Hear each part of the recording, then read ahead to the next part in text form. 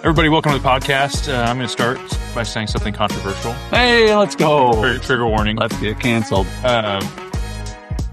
If your current approach towards financial planning is your clients get their assets managed or buy insurance periodically, and then you sprinkle financial advice on as they ask you questions, you are doing a massive disservice to your clients. And I feel, as I say that, because I came from the heavy insurance world and then I came from the AUM world and then have now ventured into financial planning, getting paid for my time and ideas. What I've lived out is the difference in intention and depth of research and advice when I'm being paid to do a financial plan, contrasting that to, I never thought about it really before. Like if a client asked me a question about estate planning or something, I'd say, well, here's what I would do if I were you. But it was mainly about managing money and insurance. And so now what I've realized is that most clients' financial plan is based on investments or insurance with some random stuff sprinkled in. And if that is currently your approach towards financial planning, today we're going to talk about how we shift that. Whether that means you partner with another advisor that can do a deep dive for your clients because you say, I don't want to go down that path, or you hire somebody on your team to start doing financial plans. We need to let our clients know there's something else out there besides mutual funds, stocks, and bonds in their IRA, or buying term insurance or permanent life insurance and getting a basic will done. I think that is the state of many people's financial plan. And as advisors, we have to let them know there's a better way. One of the things that we do, we do it sometimes. We've done it at every single one of our dozens and dozens of How to Charge Live events, is we always do the circle exercise. And I won't give away the whole thing, but the premise of it is that of all the information that you could know about our industry, every piece of information, how much do you really know? And the reality is that the more you learn about the complexity and the scope, we compare it to the closer you get to the sun. The sun doesn't get more calm; it gets bigger and scarier and more complex, right? If you've ever seen a close up of the sun, it's crazy what's going on. Here, it's like, oh, it's a nice sunny day. You get close to the sun and you're just like, what? This is like the devil's playground, right? There's so much complexity. I want to encourage you, if you feel like this is going to be too complex, it's going to be too hard, like it's not. But you have to understand that there is more going on and there could be more going on for you and your clients. And that's an okay thing. Like you're not doing it wrong, but you just didn't know. But once you know, you're not serving your clients as well as you could have. So Sten, I do want to ask you though, like specifically, when you had this realization, part of you was fighting, like, are you telling me I'm doing it wrong? Yeah. Right. I think there's some advisors here like, are you telling me I'm doing it wrong? Yeah. If the measure of us doing it right is that we're making a bunch of money for ourselves, I think that's where you get kind of confused because you're like, wait, no, I'm doing what I was told to do and I'm making enough money doing it and my clients like me. I think that's fine. Like not challenging that. What I'm challenging, and I had to challenge it myself, was that once the realization is like, oh, a financial plan is not what I'm doing. Okay. And so for advisors out there, and I've talked to them, it's like, Sten, I don't want to do financial planning. I want to manage assets or I want to sell insurance. Great. Hold true to that. If anybody asks you if you do financial planning, say, not really. If a client has a question, I'll help them out. But if we can all agree, and I think most advisors, if they were sitting here with me, I could talk to them and realize like, oh, you're doing some of financial planning for clients, but mainly it's based around the stuff you're selling, but you're not really going down the other paths, whether you don't want to, you don't have the expertise for it. But we have to know, like our clients need to know this is something they should consider doing periodically. Right. And so today we're going to talk about how do you position financial planning to clients? Maybe you've never done financial planning before and you say, I want to introduce it to my practice. Or at the very least, if you say, Sten, I'm comfortable, I'm making plenty of money, I don't want to go add any complexity to my business, you should partner with another advisor and say, hey, every 3 to 5 years, you should have a deep dive in your financial plan.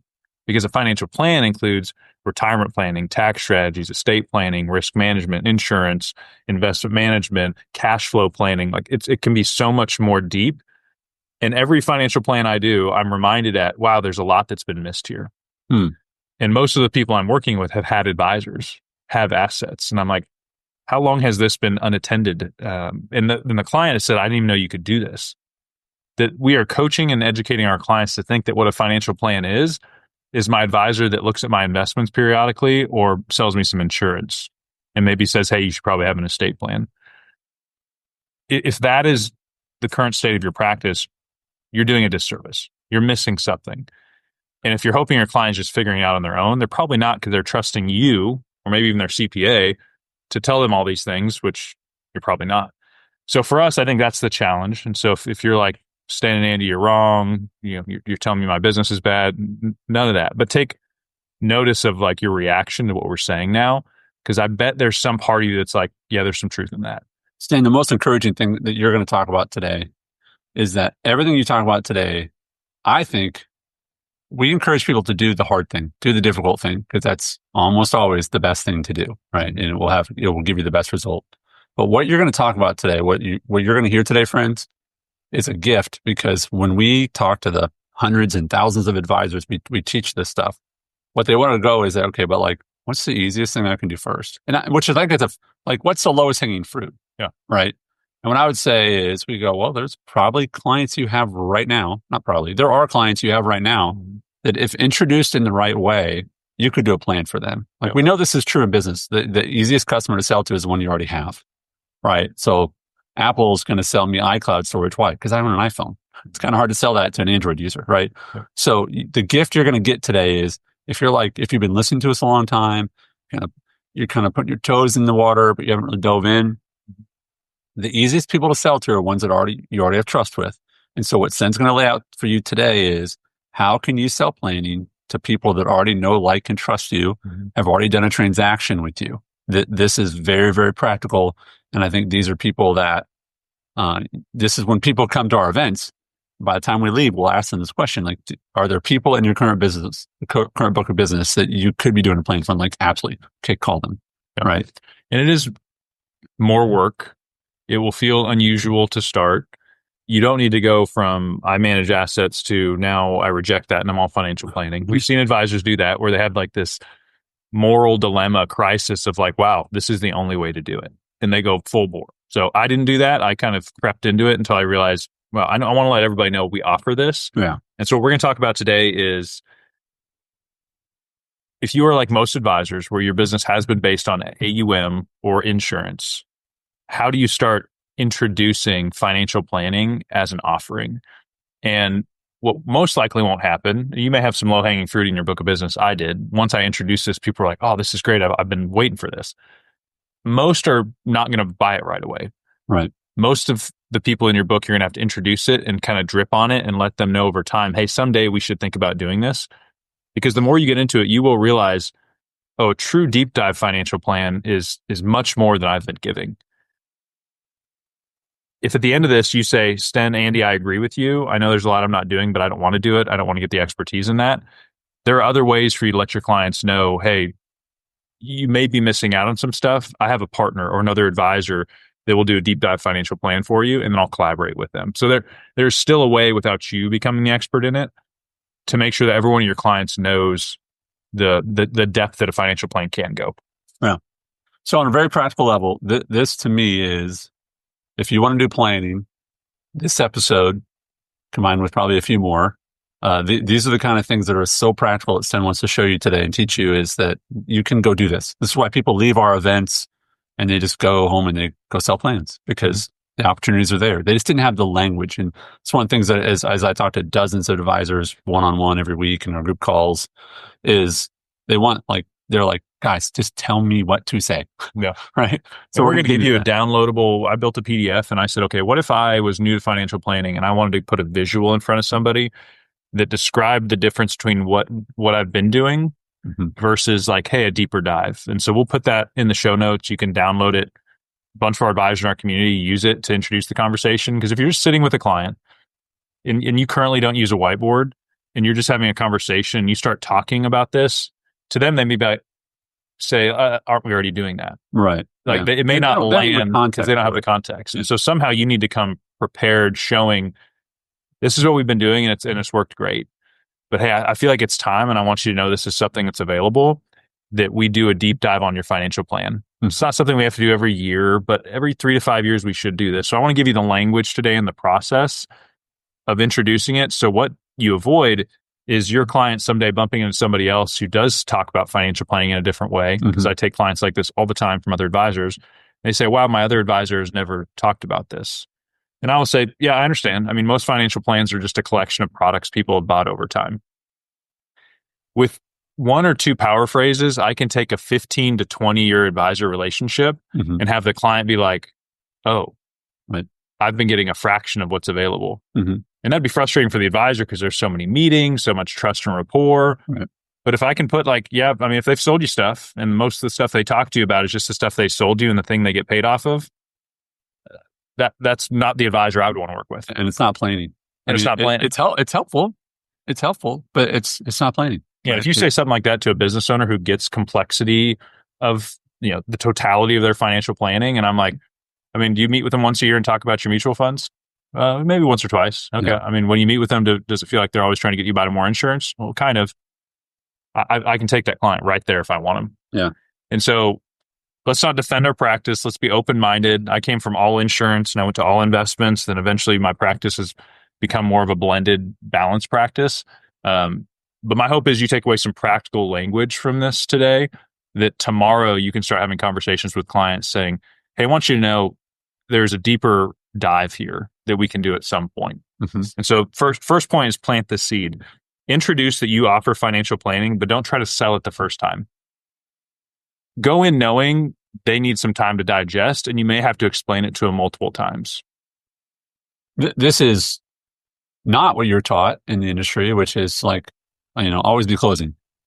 It's just, it's like if they have the money and they can transfer it, create some urgency and get them to move the money. That's fine. That's fine. Especially if they're, like if you meet someone, they do not have insurance, like they need to have insurance. Like, yeah, you need to close them now. Why? Because they should have insurance. Like that's a moral imperative, right? If you get paid on it, that's great. But like it's a moral, like you need to have insurance.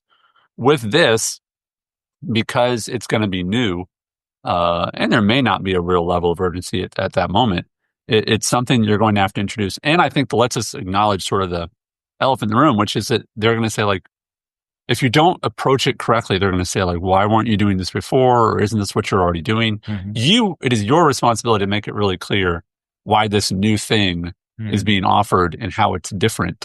Yep. And so that's the language we're going to give you. But the first is, an average advisor is going to say, here's this thing, buy it now. An elite advisor is going to just plant the seed, educate, nudge, move them slowly towards that decision. But we've got some other tips that are also very practical to execute on this. And this is similar to when we introduce strategy meetings to advisors and we tell them to get on the whiteboard. And there's this sense or feeling of like, man, if I start doing it this way, they're going to compare it to what I used to do. And I've found people they're just excited about the new thing. Sure. So I don't think there's a lot of people that will judge you necessarily if you present it the right way, saying, I've added more expertise to my practice and we actually have a great process now. And this is that one pager you can click and download where you would say every true financial plan has 6 categories in it. And this is our tool plan score that our advisors use. And the 7th category, if they own a business, is business strength. And you say, this is the totality of your financial plan. And you say, because you've helped them with insurance or investments, maybe even retirement, hey, these categories are really strong. But every 3 to 5 years, we need to do a deeper dive into these to make sure that our current plan is holding up. Mm-hmm. If I was that client, I'd be like, yeah, that actually makes a lot of sense. Yeah. Sounds good. And you say that with a lot of like clarity and sort of like conciseness. I have found in talking and working again with lots of advisors on a daily and weekly basis that they often just sort of keep talking. Well, it's kind of like this, and it's what it is, and they don't really know, like, have this new thing for you to buy, and we're offering this new thing. Mm-hmm. The language is, you said a few nuanced things, is that there's a context of we're always getting better at, legacy for your company. I'm always trying to become a better advisor for you. And so you can say, we are adding this service to better serve you. Mm-hmm. That's true. Versus like, hey, we got this new thing. And it's not a new thing. It is, I'm a professional and I continue to work to become a better professional, more knowledgeable. Mm-hmm. And because we've learned these things, we're now going to be offering this. That sounds like, hey, you got smarter and now I get to benefit from you being smarter. That's right. Versus like, oh, cool, you have something else for me to buy. Yep. Right. So step 1 is plant the seed. Like start using the language consistently. And part of that is you need to believe that it's worth it. And so that mindset side of things, and that's where a lot of advisors come to our event because they're like, I just need a 2-day immersion to break through my barriers and head trash. So I am fully bought in. So that when I do explain a financial plan to somebody, I'm not still battling in my mind, well, is that kind of what I've been doing where I'm sprinkling in some random ideas, but I'm mainly focused on getting more AUM, or I just really want to sell insurance to reach my personal goals. That comes out in your language. That will come out as uncertainty when you talk about different areas of planning. Second point is reference it regularly. So when you're in meetings with clients, I mean, you could say something like, this is a strategy that we use for another client's financial plan to help them lower their taxable income. Or this falls under risk management, which is one of the 6 areas of a deeper dive that we could do when we do a full financial plan for you. And so this will come natural over time. I talk this way now when I'm talking to business owners and clients, but you will need to think about it being more intentional when you're talking to clients about, hey, this is in your investment strategy category of your financial plan. Hey, let's pivot and talk about your risk management category of your financial plan. That I believe that all of us as advisors should not be building and talking about financial planning differently because the categories can be the same. So that download, you can click on the link, shows the 6 categories. And then if they own a business, we call it business strength because that's buy, sell, key man, operating agreements. I encourage you to start looking at every client engagement as all of those categories. And part of our tool that we have is Plan Score Lite, which maybe somebody doesn't need a full-fledged financial plan now or in the future, but they do need to at least have the conversation that points out, hey, there's a lot more going on here than just investments in insurance. Let me ask all of you listening, do you have a way that within 10 minutes, you could go and get a really clear snapshot of your client's finances and put it in front of them and explain it to them within 2-3 minutes in a way that you understand and they understand it? And I would say to most people, no, it's going to take longer than that. I got to get more data. There's more tools. There's more complexity. And what we found with Plan Score is that every client wants to know where they stand, but the tools that are out there, though very robust, there's a level of complexity that's important and necessary at times, but also it's too complex at times. And so that's why Plan Score Lite is great for that. That meeting you have or the strategy session you have with someone's like, hey, this is kind of where you're at. I also think you bring up a great point, Sten, in regards to just reminding people that you have this thing. I'm always surprised. I don't know if you could think of a business like this. I have one in mind that you find out they sell something and you're like, oh, I didn't even know you sold that. And it's like, you need to mention it often that you have this as an offering because people are just not going to buy it the first time they hear about it. Usually I think about the place I got my oil change and like, oh yeah, we're like a full we do everything. We do brakes. We do that. And I go, everything on your branding and everything this place is built for says you just do oil changes. And you're like, oh, no, we do all sorts of stuff. I'm like, you should tell people that. It's like, don't make planning a surprise for people. I saw an advisor website the other day that you went to their services tab and it had like 20 things. I mean, it was the classic, like, I think it probably is what preloads into your website, where it's like investments, high net worth, college planning, insurance. I mean, it's just like, whoa, that's a lot of things. Where as a consumer, I think I'd appeal more to like a process. Like if they had a web page that landed that said, hey, here are all the categories of your financial plan, and we dive into each one. So a third point is make it inevitable. When I find myself with clients, my goal is to always say, hey, this thing is coming. So as a business owner, instead of trying to like, hey, I have this thing, you should buy it right now. What I'll tell a client is, hey, this is really important. We're coming up on time where we need to do a deep dive in your financial plan because this can be triggered by, you're 3 years out from retirement. You're about to sell a business. Maybe you're an empty nester and looking to downsize your house. Like there are these life events that require just a little more attention to the plan. And you can say, hey, 12 months from now, it's going to be time for us to do a deep dive on your financial plan. That's going to be about a $3,000 fee. It takes about 10 hours of my team's time for us to build that. But it's going to be so valuable. And then hopefully you're jumping on the whiteboard and giving them some potential ideas, telling a story of how you've done it with other clients that are similar to them. But if you're planting the seed, you're essentially pre-selling it. So when 12 months passes and you say, hey, remember when we talked about doing that deep dive on your financial plan? It's time for us to do that. Make this your language. And part of that is, again, you believing in the process and what can be uncovered with a true financial planning process. That you don't feel like you're surprising people. You're setting the stage over time. You're planting the seed. It's part of your ongoing language. But when you're meeting with a client, you are almost always going into a strategy meeting with a client saying, are they due for a financial plan? Similar to when I go into a meeting, if somebody has a 59.5 withdrawal, or they're about to take Social Security at 62, or they're about to turn 65, be aware of these life events or mile markers so that you can pre-sell or tell the client, we're going to do this. As your advisor, we need to do this. Yeah. We just don't have to do it right now. I don't want to oversimplify things, but I also don't want to overcomplicate things. What are you supposed to do to your car every, 5 to 8,000 miles? Get an oil change, right? And no one's gonna be like, well, for my car, I do it every 80,000. Like, no, you don't. Like, I thought you were going to say upgrade your spoiler. Upgrade your spoiler. Have you ever driven a car with a spoiler? I think like a really small one once. It was just like for looks. I remember one time I saw a guy in Nashville driving down the highway, and he built a wooden spoiler. Whoa! And he put a sign next to it that said, "This is what you look like." Essentially just trolling anybody with mocking spoiler. all spoilers. I was like, that's a bad like idea on pat about it. Yeah, like that's a bad idea on top of a bad idea. So yeah. And then he just bolted it into his trunk. That's great. That's great. So there are certain things if you're a responsible car owner, you do that, right? You go to the dentist every this many months. Like there's a certain things you do to maintain health. Yep. And I think that when you look at it that way, it becomes this inevitable thing. Like, why would we do that? Because that's what you do to maintain the health of whatever that machine is that's running. Yeah, and I think the healthy frustration I have towards me as my kind of past advisor in my practice and really the industry is that we are really telling most people a financial plan is you're funding investments and you bought enough insurance. And then let's talk about it every, once a year.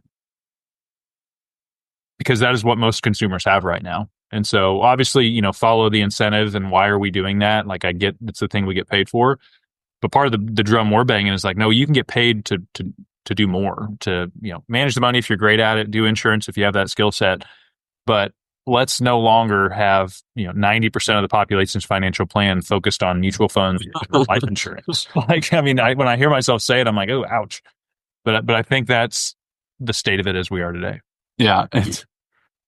It's have you ever heard this Sunday school thing where they talk about like what has a big bushy tail and eats nuts? And the answer in Sunday school is it's Jesus, because the answer is always Jesus. Yeah. No, it's a squirrel, kids. But they're like, and I think for a lot of people, it's like, well, if you only have insurance and investments, it's like, well, you just got $1 million. What should you do? Mm-hmm. I mean, obviously, put it in, invest it. It's like, why? Oh, because that's my only answer, right? And we're just saying, have another answer for people, right? It's okay to have another answer. Yeah. Point 4 is don't assume for them. As we talk to advisors, it's like, I don't think they need it, or no, they're good enough as it is. There's probably things you don't know about because they haven't been trained to tell you those things. Because if it's not like the performance on their investments or they have this burning question, when I take somebody through a financial planning process and a whiteboard strategy meeting, it is fascinating what comes out when I compare it to my prior conversations where I brought a mutual fund illustration or, hey, tell me about your insurance and your disability policy. People do not know what to tell you unless you are good at extracting it through a great process. Yeah. And so I want to challenge and encourage all of us, don't go into a situation saying like they don't need it. Well, give me an example of someone that before you would have just gone, oh, they don't need it. And now you're like, I just don't assume.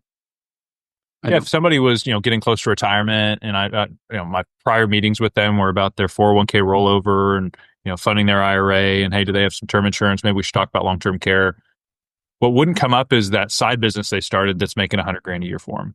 I had a client here in Nashville who successful pilot, had a couple $1 million in a 401k we were helping out with. And through the financial planning process, he's like, actually, I started this sign business that builders pay me and my team to put signs out every weekend. Right. Hundreds of them. Oh, yeah. Yeah. Probably thousands. And then they have to pick them up every Sunday. Mm-hmm. And he was making $100,000 a year doing that. To him, he was like, oh, that's just some extra money I make. It wasn't part of his financial plan in his mind. It was just another income stream. And your mind just starts going crazy about like, he's probably paying way too much in taxes on that. Oh yeah, we can fund a SEP with that potentially. Like, hey, how are you paying your people? QBI deduction. Like it just opened up this whole new conversation that now the depth of that client relationship and their dependence on me and my team is so much more than like, oh, that Sten manages my investments. Right. It's like, no, Sten is my financial strategy guy because we have deeper, bigger conversations. And so think through in your mind, are you having strategy meetings with clients that are dynamic Or are you having what I used to have, which is, here's your performance. Do you have any questions? When you think about retiring, hey, do you have extra cash flow that we can put more into your investments? Hey, is your insurance outdated? Maybe we should buy some long-term care. Let's look at your company benefits a little bit to make sure that's okay. Like, that was the extent of most of my conversation, because it was touching the things I got compensated on. Yeah. Where how could I afford to take them through this deep, long process for free? Because to me, financial planning was free. I was taught you give that away for free, until I started saying, no, I think it's so valuable, I should get paid for it. Mm-hmm. And that brings us to our next point. Plans are never free. So I don't say, hey, let me just toss that in for you, because I know it's valuable in and of itself. And if I'm positioning it as like, this is a separate service and a process, I should be able to go to a great client and be like, man, look how much work we've done for you and the results of it. Now imagine what we could do if we did this. And because you're a current client, the fee is $3,000 for us to do that plan, and it'll take about 2 months. So here's a pushback, and I'm asking it because I get asked it all the time by people reaching out, talking about events and coaching program. I'll have 5-10 calls like that today. They'll say, okay, but what if they have a bunch of money with you? Shouldn't you just like throw in the plan, right? So what happens? Let's assume you do that. Let's assume that they got $10 million with me. I'm just going to throw in the plan. Like, what will happen to the implementation of that plan when you put a $0 price tag on it? Yeah, I don't think the first plan should be free. I have some pretty big clients where I did the deep dive financial plan. They paid for it. And a lot of my biggest clients, I got them because they did a financial plan. And then they moved their assets because they're like, wow, this is just totally different. So financial planning is a door opener. It starts a different conversation. When I was just trying to like take people's investments from another advisor or sell them more insurance, like, was not having the results I wanted. You can grind that out. But when I said, hey, actually, we offer this, I'm like, oh, that's actually different than something I have now, I'm willing to hear you out. But for my clients where I did have assets and they actually had a need for a financial plan, I'm not just saying, hey, you're now 65 years old, buy a financial plan from me. I first recognized, hey, you have a need for this, and here's the value of it. Mm-hmm. So that's where we get into like the deep dive language, and we talk about that a lot at our event, is if you present it the right way to an existing client, they're going to say thank you. Because they know if they pay you $3,000, it's really worth $20, absolutely, or $30. Yeah. So I think there's a lot of head trash there. But I even have some clients now where I've done an initial plan, they paid me for 1 or 2 years, and then I'm like, you have 5 to 10 million with me, and at this point we've done a lot of foundational work. I'm not going to keep charging you a financial planning fee every year. Fair. But some of my biggest clients, if I said, hey, it's year 5, it's time for us to do a deep dive, and I got to get on the phone with your CPA, and I have this process. My biggest clients, and this is true, I think in a lot of our industry, provide the least pushback. Because they get it. And they're like, sounds good, appreciate it. Yeah. It's probably my lower clients that also need a financial plan. They're a little more fee sensitive that might push back. But that's why we have Plan Score Lite, where I tell them, hey, there's a version of this, because just do not assume for them. There's a version of this that takes my team about 10 hours, and that would cost about $3,000 to $4,000. Or we can do kind of a lighter version of it. You've been a client for a long time. We might be 2 hours into this.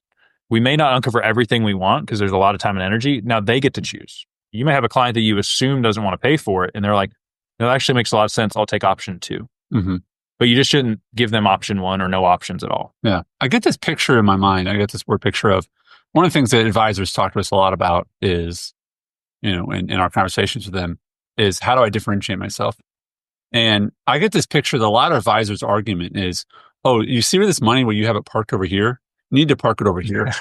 And I'm not kidding. Like, you've been to a sporting event, and there's always people like park here. You can park here for $20, here for $15. We go to Indianapolis 500 every year, and there's people, and it's like their parking spots are no different, just either closer or further. But advisors are basically saying like, oh, don't park on this side of the street, park on this side of the street. It's like, it's really the same thing. The question is, can you offer a different service? If you park here, we'll wash your car, nice, right? Yeah. And we'll give you an air freshener. Like, I'm parking there, right? Right? Oh, but it costs more. I don't care. I'm getting a better service. So the problem is a lot of advisors are just saying, oh no, I'm just like, where you park your money with me, it's better. That is not a compelling reason for me to go through the work of moving my money. That's right. So that's really the relationship play. It's like, hey, we go to church together. Right. Hey, your kids go to the same school as mine. And there's still a lot of advisors just hoping a client likes them more because they have not made a compelling argument to where it's almost imperative that they switch, that the person actually has a sense of urgency of like, oh, I'm missing out because you've done such a good job communicating the difference of what I'm doing now versus what I could be doing. And part of that is our last point here, which is make it visual. take the responsibility to say what would be required for this person to see the difference on what they've been getting and what I could give them and the value of it. And to get you a head start on that, like download the one pager we built. And if you want to print it and just start using it, you have to give them a context of what we've been doing has been working, but it's time for us to take a different approach. Right. And this isn't something we have to do every year, but we probably need to do it at least once every 3 to 5 years. Because as your life changes, what I don't want to do is do a financial plan and put it on a shelf and never look at it again. That wouldn't make sense. And what you're doing is you're just getting agreement. They're like, yeah, that actually makes a lot of sense to not just make decisions one time and then not talk about it for 10 more years. Right. As an advisor, that's probably not the plan you have for yourself. Does your financial plan reflect what you're telling other people to do? And most of the time I talk to advisors, they're not taking every dollar they have and putting it into a mutual fund or just buying insurance every month. But that's their argument for clients. They're building their business, which is what, Right. we're business owners, so we're doing that. And they're probably like, oh, I like real estate. How am I paying less taxes? Like, we're probably applying a much better process, whether we are doing it intentionally or unintentionally, to our own financial plan versus a process that we're actually applying to our clients. So as we wrap up, audit what you're doing now, be real, be humble. Most advisors are not doing true financial planning. They're sprinkling it on top and trying to get to the AUM. I want to challenge you to start introducing it to your clients as an option. And then you have to decide as a business owner, am I the option? Is there somebody else in my part of a bigger firm that I can outsource that and I can be the quarterback and I don't have to do the data input and I don't have to do all the the information gathering, but I can do the presentation and walk through it. There's a version of this that doesn't add a lot of lift, but it does improve your reputation, probably get you a lot more referrals and new business. And I think you'll reflect someday and say, oh, that felt more right. That felt like a financial planning advisor role versus a product salesperson that periodically touches base just to check on their products. Yeah, and I'm going to go back to something you said in the very beginning to kind of wrap it up is there's low-hanging fruit, but you still got to pick it. You still have to go out there and get it and be intentional about it. You'd be like, well, it's there. You have to go do the work and you have to have a compelling, clear justification for the conversation and for the fee. And so that visual has no branding on it. So you can say, this is, put your branding on it, whatever. We want to equip you, but that'll be in our show notes. Take that and present the conversation. Follow the main points, which we'll have outlined in our show notes today. And if you're doing that with that low-hanging fruit, you will get planning clients. It happens to people that attend our events and our coaching program all the time. It's just go home, do this, you will get planning clients. Yeah. No, the shout out to a few different groups. If you were an advisor that's comfortable, you're in your 50s and 60s and you're kind of riding the wave, and just say, I don't really need to change a lot, bring in somebody to add this to your business. To the young advisor that has that opportunity, find a senior advisor that feels kind of like they're coasting and comfortable and come in and say, hey, I want to level up your business. I think for both of those people, that's a big opportunity as our industry is shifting. But if you're like me, where you're like, no, I'm still in it. Like I'm waking up every day and trying to go to battle and build a business and help more people. There's a way to build a process, add people to your team to where now financial planning is a healthy revenue stream for us in addition to AUM and insurance. To me, that is the practice of the future. It will take some work, but for all of our advisors we coach, it is worth the work. Awesome. Thank you, Sten. Thanks, brother.